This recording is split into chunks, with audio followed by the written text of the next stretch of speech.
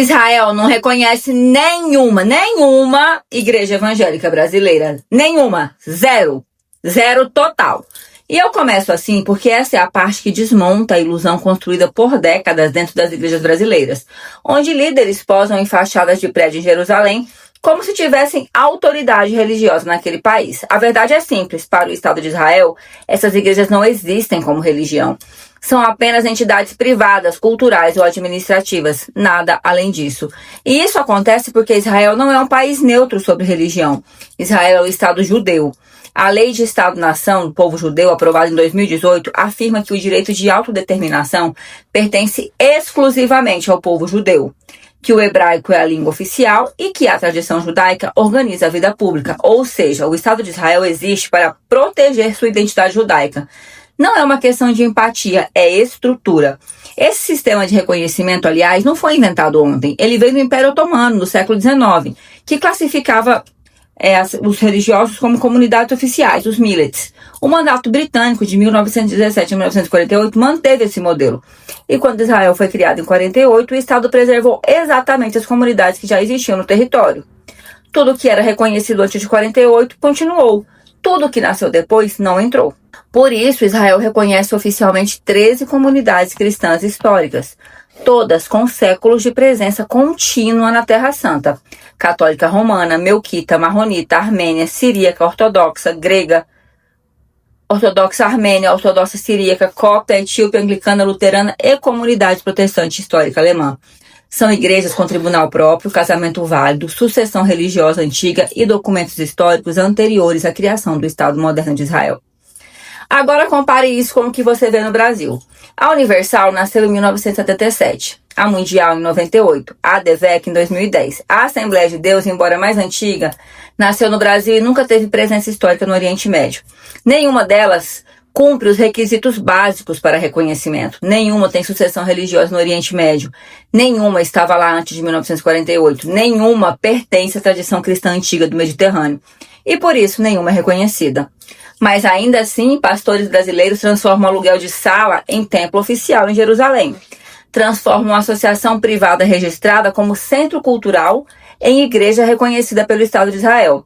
Transformam placa impressa em autoridade espiritual e esperam que o público aceite tudo isso sem questionar.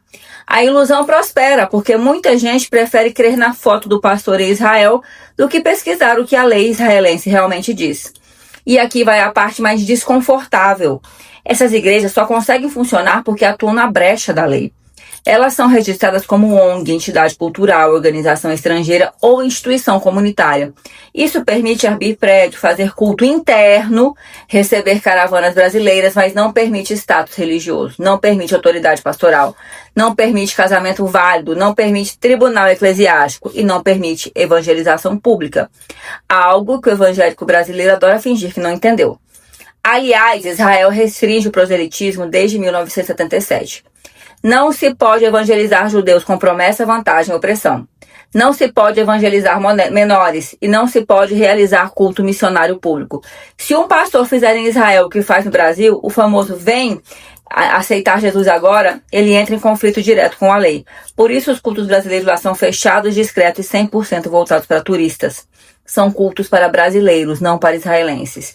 E aqui eu faço as perguntas que nem o líder me responde. Me mostre um casamento registrado no Estado de Israel pela sua igreja.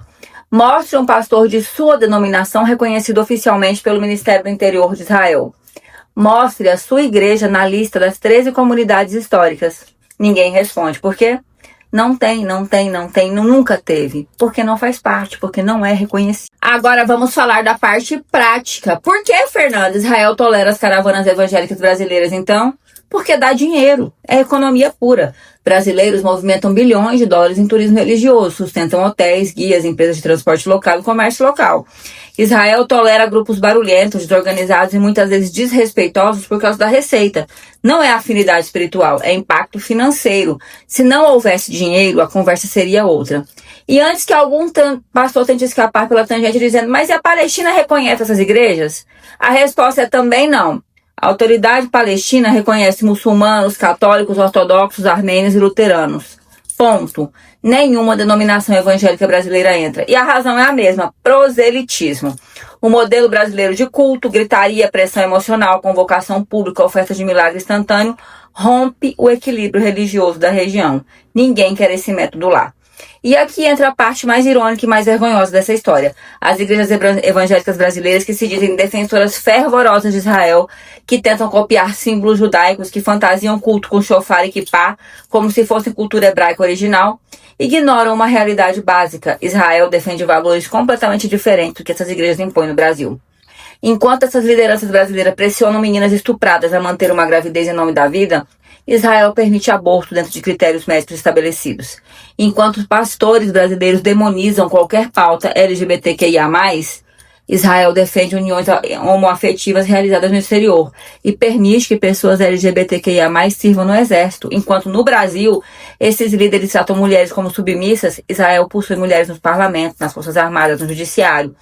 Enquanto certas igrejas tentam impor moral evangélica do Estado brasileiro, Israel sequer possui casamento civil, apenas casamentos religiosos administrados por tribunais judaicos, cristãos históricos e muçulmanos. Evangélicos brasileiros não têm tribunal, não têm rito antigo, não têm reconhecimento, mas querem ditar normas a um Estado que não compartilha da moral que eles pregam. Quando você entende tudo isso, a lei, a história, a lista das 13 comunidades, a falta total de reconhecimento, a brecha usada como fachada, a restrição ao proselitismo, a função econômica das caravanas, a posição da Palestina e a contradição moral entre o discurso evangélico brasileiro e a realidade israelense, sobe uma pergunta final, inevitável e dolorosa. Se Israel nunca te enganou, por que o seu pastor te enganou? Se esse vídeo abriu sua cabeça, comenta. Mostra o documento então. Vamos ver quantos líderes respondem com o documento que mostra que a igreja dele é uma igreja reconhecida.